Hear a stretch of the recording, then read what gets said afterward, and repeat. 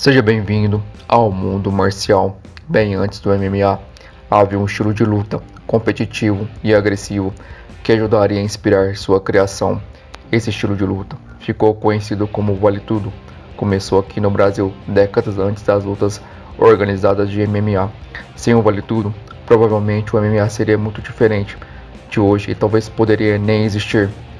Quando o MMA não existia, foi o Vale Tudo que nos apresentou as artes marciais, um esporte de combate híbrido. O Vale Tudo nasceu e foi criado nas ruas do Brasil. É uma luta sem regras, sem barreiras, entre dois artistas marciais de diferentes estilos.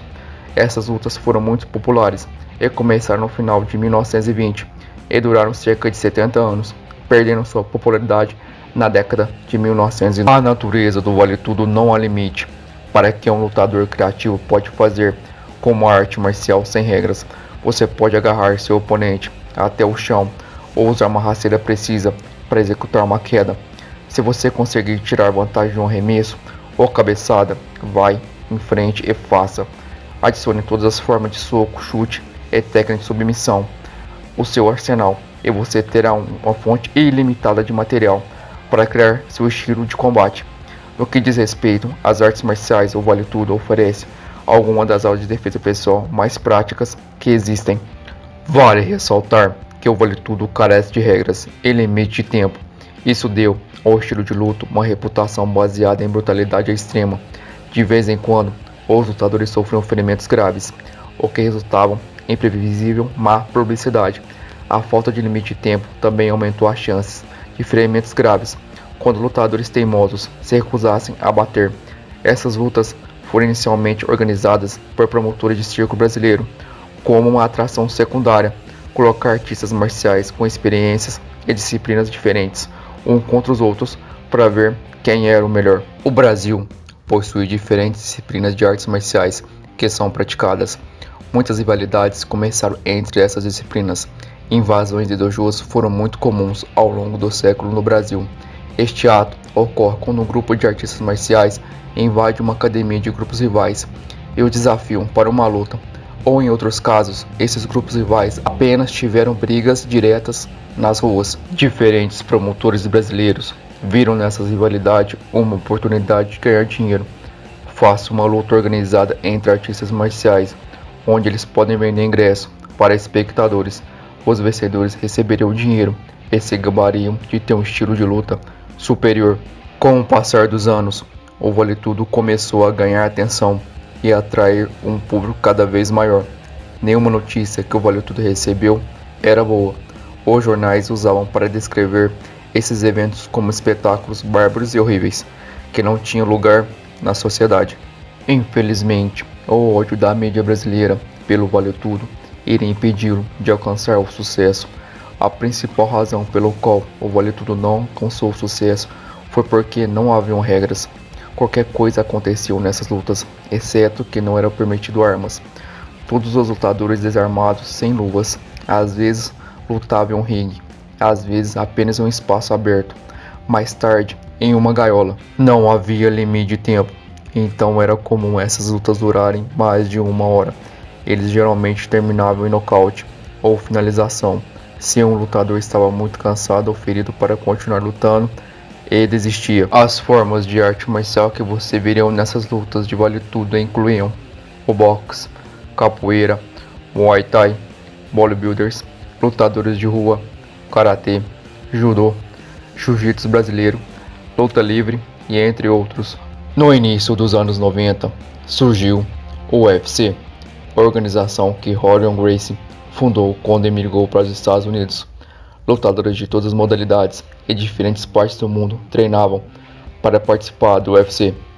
O UFC foi capaz de trazer o espírito do Vale Tudo para a divulgação comercial, coisa que o Vale Tudo nunca conseguiu, criando o que hoje é conhecido como regras unificadas para o MMA. O próprio DNA do MMA vem de colocar lutadores de diferentes disciplinas um contra os outros. É fácil rastrear essa prática até as ruas e locais undergrounds e shows paralelos do circo do Brasil. É seguro dizer que as rédeas do Vale Tudo aumentam a magia que torna as lutas do MMA tão emocionantes quanto são. Vale Tudo desempenhou um papel crucial na familiarização do mundo com o jiu-jitsu brasileiro, o sistema marcial desenvolvido pela família Gracie. Eles usaram os eventos de Vale Tudo para provar a superioridade do seu estilo de arte marcial. Eles lançaram o desafio para qualquer um que pudesse vencê-los, que mais tarde veio a ser conhecido como Desafio Gracie. Os desafios foram vinculados nos principais jornais do Brasil por Carlos Gracie. Eles ofereciam prêmios em dinheiro aos lutadores que conseguissem derrotar os Gracies, que atraiu muitos atletas de destaque para se juntar a eles aos rings. Hélio Gracie também lutou nessas lutas de Vale Tudo, seguido por Rickson Gracie. Mais tarde, o outro filho de Hélio, Rorion, introduziu o esporte na América ao abrir uma escola de artes marciais na Califórnia. Isso levou à evolução do MMA através de lutas de Vale Tudo. Lutadores que popularizaram o Vale Tudo: Marco Ruas, o pioneiro do MMA. Marco Ruas começou na luta livre e depois treinou jiu-jitsu brasileiro. Sua primeira luta gravada foi em 1984, durante a rivalidade entre jiu-jitsu brasileiro e luta livre. Representou a luta livre, despachando alguns dos melhores lutadores de jiu-jitsu do mundo na época em uma série de lutas. Hélio Gracie participou de 21 lutas durante mais de 30 anos. O Gracie Jiu-Jitsu não seria o que é hoje se Hélio não tivesse competido nessas lutas de Vale Tudo. Rickson Gracie, campeão de jiu-jitsu, era um dos melhores que a família Gracie tinha a oferecer, depois de seu pai, Hélio Gracie, que também foi um renomado lutador de Vale Tudo. Rickson lutou centenas de lutas de Vale Tudo. Masahiko Kimura conquistou vários títulos de luta livre e judô.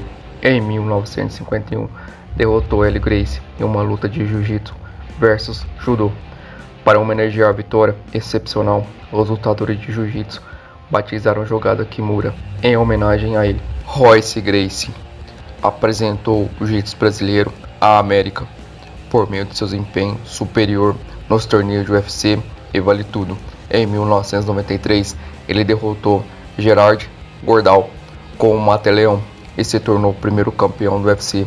Ele deu um novo significado ao estilo de arte marcial de sua família. Vanderlei Silva começou nas organizações de Vale Tudo antes da sua incrível participação no Pride, onde ele começou a criar seu estilo vicioso, usando clinch e lançando joelhadas devastadoras. Grande parte da história do Vale Tudo foi uma subcultura em que as lutas aconteciam no underground, mas se não fosse pelo Vale Tudo, o MMA não seria o que é hoje. Quando o MMA não existia, foi o Vale Tudo que nos apresentou as artes marciais, um esporte de combate híbrido. O Vale Tudo deu às artistas marciais a plataforma para provar que seu estilo de luta era eficaz. O MMA moderno definitivamente seria muito diferente se não fosse pelo Vale Tudo. Essas lutas sem barreiras estabeleceram as bases para o MMA se tornasse um esporte amplamente popular e aclamado pelo público e pela mídia. Se gostou do vídeo, deixe seu like, inscreva-se no canal, ative as notificações e até a próxima.